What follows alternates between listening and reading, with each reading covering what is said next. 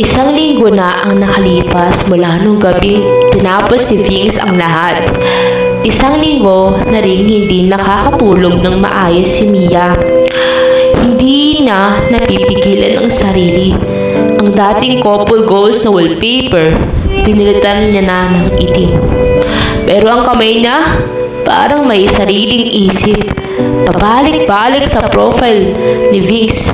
Naghahanap ng sagot, naghahanap ng dahilan kung bakit ang 2 taon ganun lang kabilis na itapon. Sino ba talaga siya? Bakit siya? Anong meron siya na wala akong maliban sa malapit siya? Eto na siya, Megan. Co-worker. Private ang account, pero bakit sa tag-photos ni Vince? Doon niya nakita isang post mula sa kaibigan ni Vince. Isang group dinner noong nakaraang buwan. Sa dulo ng mesa, magkatabi sina Vince at Megan. Ang kamay ni Vince nakapatong sa sandalan ng upuan ni Megan. Isang galaw na dati ay para lang kay Mia sa isang picture pa. Makikitang magkadikit ang kanilang mga balikat. Habang tumatawa ang petsa noong mismong gabi, sinabi ni Vince kay Mia na overtime siya sa trabaho. So, habang umiiyak ako rito dahil namimiss kita, habang tinitiis ko yung puyat para lang makausap ka, masaya ka na pala sa iba.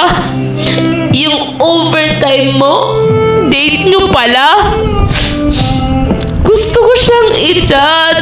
Gusto ko siyang saktan gaya ng ginawa niya sa akin. Pero anong sasabihin ko?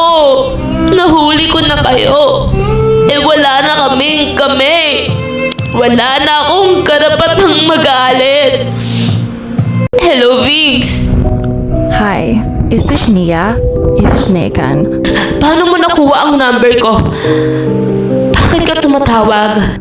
Nakita ko kasing panay ang view sa stories ko at ni Vince.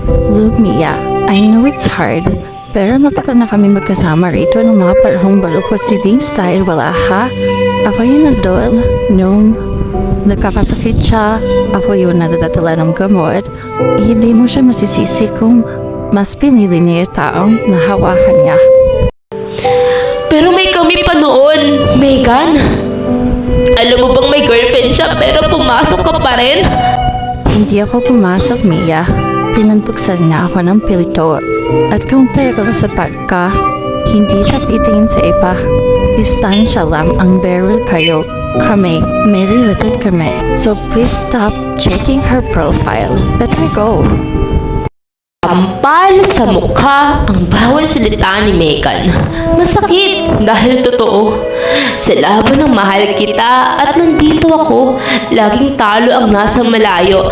Ang 2 taong pinaghirapan ni Mia parang bula na naglaho dahil lang sa isang taong nag-alok ng pisikal na presensya. Hindi ako nagkulang. Ang nagkulang ay yung pangako niya. Pinagpalit ako sa malapit. Hindi dahil hindi ako sapat, kundi dahil hindi niya kayang mag-isa.